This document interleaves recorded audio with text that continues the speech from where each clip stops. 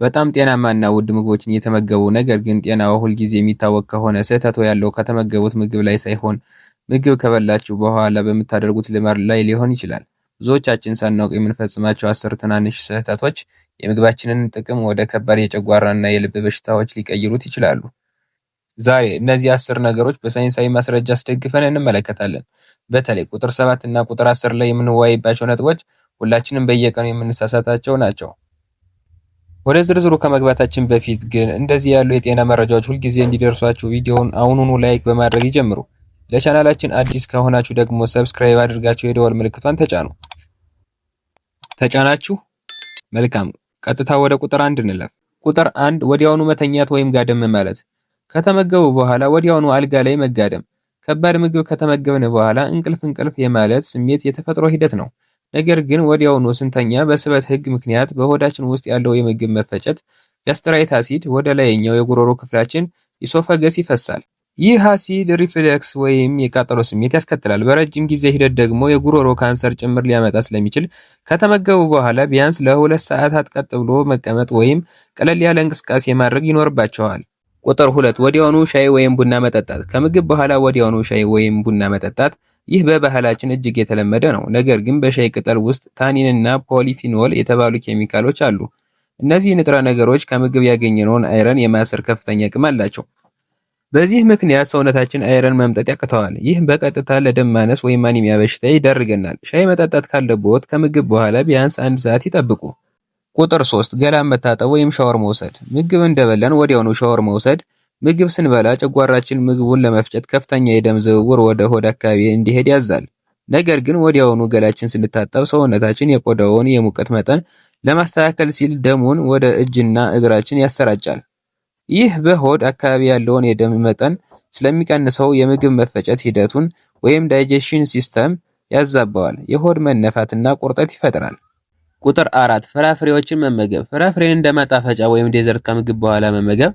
ፍራፍሬዎች በጣም ቶሎ የሚፈጩ ምግቦች ናቸው። ነገር ግን ከከባድ ምግብ በኋላ ወዲያውኑ ስንመገባቸው ጨጓራ ውስጥ ቀድሞ ከተቀመጠው ምግብ ጋር ይያያዛሉ። ፍራፍሬዎቹ ቶሎ መፈጨት ሲገባቸው እዚያው ስለሚቆዩ መፍላት ወይም ፈርመንት ይጀምራሉ። ይህ ሂደት በሆዳችን ውስጥ ከፍተኛ ጋዝና አሲድ ይፈጥራል።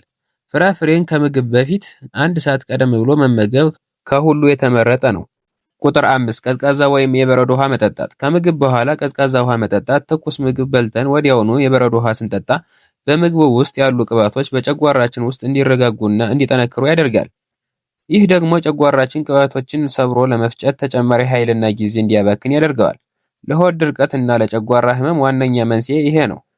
ሁልጊዜም ቢሆን ከምግብ በኋላ ለብ ያለ ውሃ መጠጣትን ልማድ ያድርጉ። ቁጥር 6 ከባድ የአካል ብቃት እንቅስቃሴ። ጠንከር ያሉ ስፖርቶችን መስራት። ከተመገብን በኋላ ቀለል ያለ የ10 ደቂቃ እርምጃ መራመድ የደም ስኳርን ለማስተካከል እጅግ በጣም ጠቃሚ ነው። ነገር ግን ወዲያውኑ መሮጥ፣ ክብደት ማንሳት ወይም ጠንከር ያሉ ስፖርቶችን መስራት የሆድ ቁርጠትና ማቅለሽለሽ ያስከትላል። ምክንያቱም ጡንቻዎቻችንና የጨጓራ ክፍላችን ደምን ለማግኘት እርስ በእርስ ስለሚሻሙና የምግብ መፈጨት ስለሚስተጓጎል ነው። ቁጥር 7 ቀበቶን ወይም ልብስን ማላላት። ብዙዎቻችን የምናደርገው ስህተት ቀበቶን ማላላት። ከመጠን በላይ በልተን ሆዳችን ሲወጠር ቀበቷችንን እናላላለን። ይህ በሆድ ዕቃችን ላይ የነበረውን የውስጥ ግፊት በአንዴ ስለሚቀይረው ምግቡ ወደ አንጀት የመውረድ ሂደቱን ያዛባዋል። ከዚህም በላይ ለአእምሯችን ገና አልጠገብንም የሚል የተሳሳተ መልእክት ስለሚልክ ከመጠን በላይ እንድንመገብ በር ይከፍታል። ስለዚህ ቀበቶ ማላላት እስከሚያስፈልግ ድረስ አለመብላት የጤናማነት ምልክት ነው። ቁጥር 8 ሲጋራ ማጨስ። ሲጋራ ማጨስ በማንኛውም ጊዜ ጎጂ ቢሆንም ከምግብ በኋላ ግን ጉዳቱ በ10 እጥፍ ይጨምራል።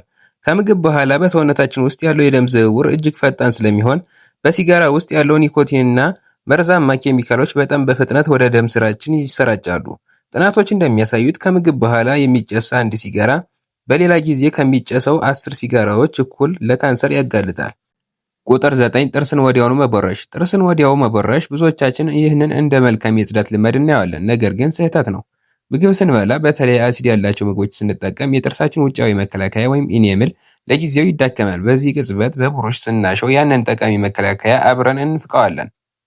ስለዚህ ጥርስዎን ለመቦረሽ ምግብ ከተመገቡ በኋላ ቢያንስ ለ30 ደቂቃ መጠበቅ አለብዎት። እስከዚያው ግን አፍን መጉመጥመጥ በቂ ነው። ቁጥር 10 መጨነቅ ወይም ስትረስ። ምግብ እንደበላን ወዲያውኑ በሐሳብ መወጠር፣ መጨቃጨቅ ወይም ወደ ከባድ ስራ መግባት። አእምሯችን ሲጨነቅ ሰውነታችን ኮርቲሶል የተባለ የጭንቀት ሆርሞን ያመነጫል። ይህ ሆርሞን ደግሞ ደም ወደ ጨጓራ እንዳይሄድ አድርጎ ወደ ጡንቻና አእምሮ እንዲሄድ ያደርጋል። በዚህ ምክንያት የምግብ መፈጨቱ ሙሉ በሙሉ ይቆማል። ይህ ለከባድ ጨጓራ በሽታ ወይም ጋስትሬት ይዳርገናል። ከተመገቡ በኋላ ለተወሰኑ ደቂቃዎች አእምሮውን ዘና ማድረግ ግድ ይላል። እንግዲህ ተመልካቾች ጤናችን የሚወሰነው በምንመገበው ምግብ ብቻ ሳይሆን ከምግብ በኋላ በምናሳየው ስነ ስርዓት ጭምር ነው። ከእነዚህ 10 ልማዶች ውስጥ እናንተ የምታዘወትሩት የትኛው ነው? እኔ ቀደም ሲል ከምግብ በኋላ ሻይ መጠጣትን አዘወትር ነበር። አሁን ግን አስተካክያለሁ። የእናንተ ተሞክሮ በኮሜንት መስጫ ላይ ያካፍሉኝ። ይህ ቪዲዮ ጠቃሚ ሆኖ ካገኛችሁት ለወዳጅ ዘመዶ ሼር ማድረጋችሁን እንዳትረሱ። ጤናችን በእጃችን ነው። በሚቀጥለው ቪዲዮ ይበልጥ ጠቃሚ መረጃ ይዤላችሁ እስክመጣ ድረስ ጤናችሁ ይጠበቅ። ቻው።